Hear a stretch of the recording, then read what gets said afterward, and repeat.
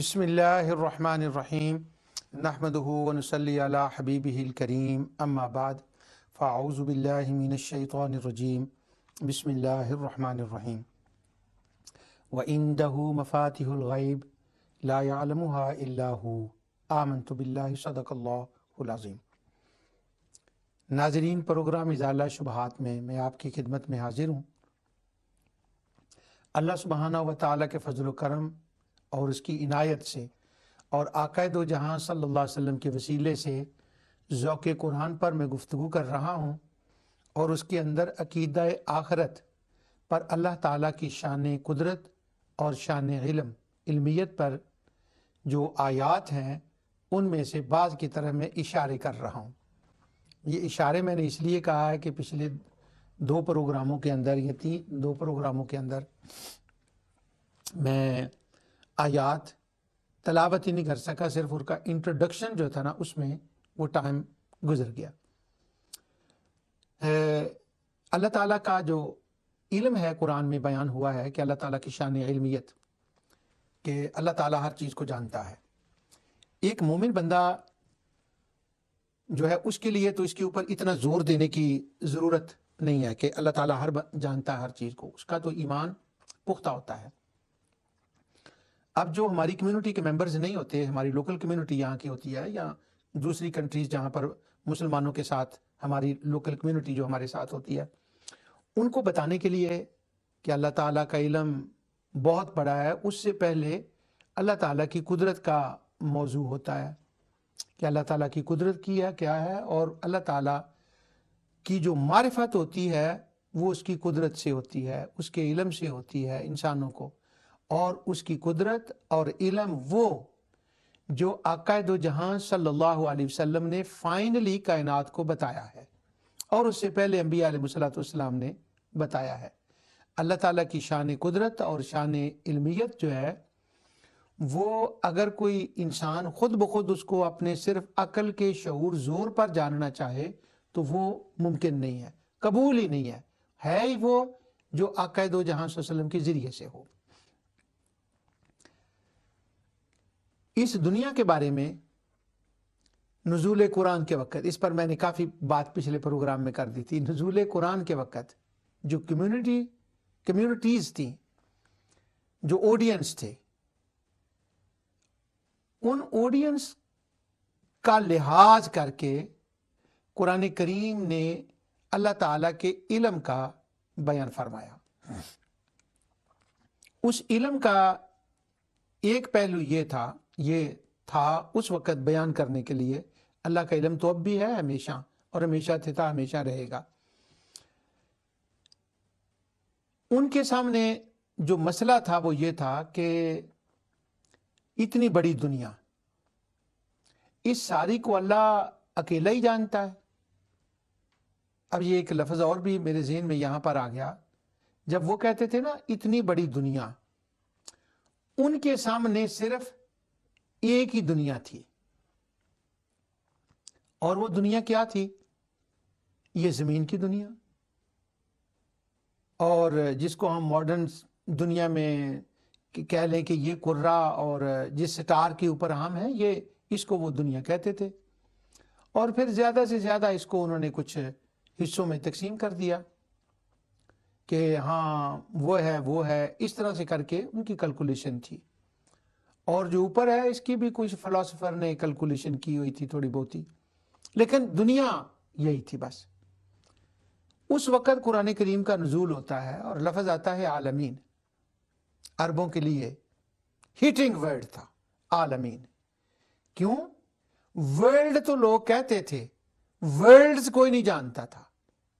अब हमारे ज़माने में वर्ल्ड्स ये लफ्ज़ कहना, एक जो रिसेप्शन का बच्चा है उसको भी इसका पता है वर्ल्ड्स का, लेकिन उस ज़माने में ये कुरान करीम ने एक लफ्ज़ दिया था कि ये एक वक़्त आएगा और लोग वर्ल्ड नहीं वर्ल्ड्स को जानेंगे।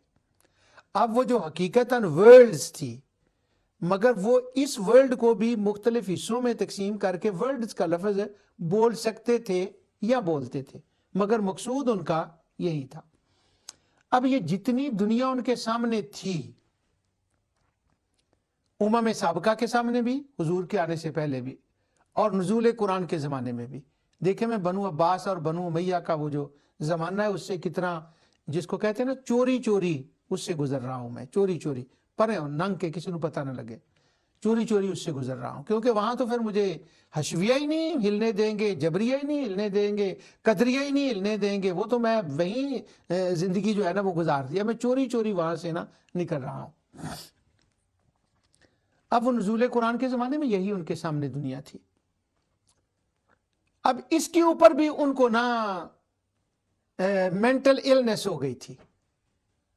وہ مینٹل ایلنس یہ ہو گئی تھی کہ وہ جب جاتے تھے تجارتوں کے اوپر تو کچھ ملک تو انہوں نے دیکھے ہوئے تھے، ہندوستان تک جاتے تھے، ادھر دمشق اور چائنا تک جاتے تھے، ایتھیوپیا، اور وہ جو میں نے بہت بہت پہلے کئی پروگرام اس کے اوپر کیے تھے، موٹر ویز آف دا قرآن۔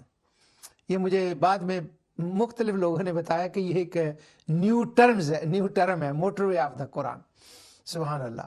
تو وہ جو قرآن کا موٹر وے ہے، وہ موٹر وے، اب تو عرصہ گزر گیا اس کو، کہاں مجھے وہ بات یاد آ گئی، اللہ اکبر کتنا تیزی سے وقت گزرتا ہے۔ تو وہ موٹر وے آف دا قرآن جو تھا، اس کے اعتبار سے انہوں نے کچھ دنیا دیکھی تھی۔ اب وہ اس موٹر وے کے اعتبار سے بھی ان کے ذہن میں یہ بیماری آ گئی، وہ کہنے لگے اتنے بڑے جہان کو اللہ تعالی ہر چیز کو جانتا ہے، ہاؤ پاسبل، نو۔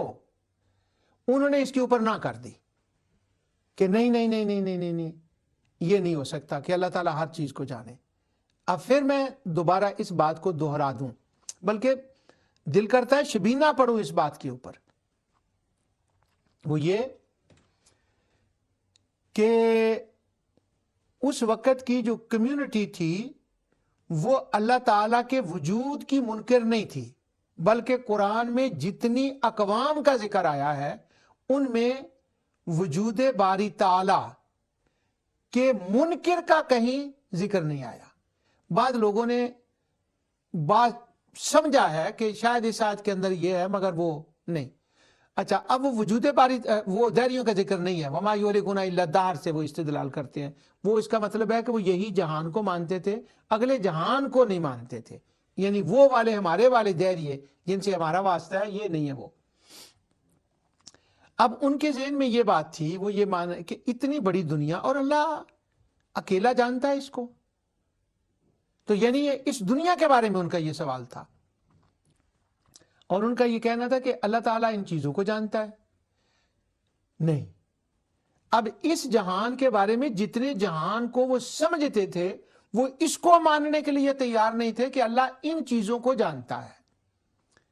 اب اس کے بعد سوال آ گیا دوسرے قروں کا، اگر یہ بات ان کے سامنے ہوتی کہ کوئی اور جوپیٹر بھی ہے اور کوئی فلاں بھی ہے، اور یہ باتیں ان کے سامنے آتی تو سر پکڑ کے بیٹھ جاتے، نہیں نہیں نہیں نہیں، وہ اگر، اور وہ سر پکڑ کے بیٹھنے کا انہوں نے حل نکالا ہوا تھا۔ حل کیا نکالا ہوا تھا؟ حل یہ نکالا ہوا تھا کہ وہاں ایک اور رب ہے، وہ ارباب کی انہوں نے لائنیں لگائی ہوئی تھی، وہ سورٹ آؤٹ کرتا ہے، وہ جانتا ہے وہاں کا، اس کے بھی آگے چھوٹے چھوٹے رب ہیں، ارباب، رب نہیں ارباب، یہ ہیں چھوٹے چھوٹے وہاں پر، وہ کر رہے ہیں، وہ جانتے ہیں۔ تو اللہ تعالیٰ اکیلا کیسے جانتا ہے؟ یہ ان کے سامنے مسئلہ تھا۔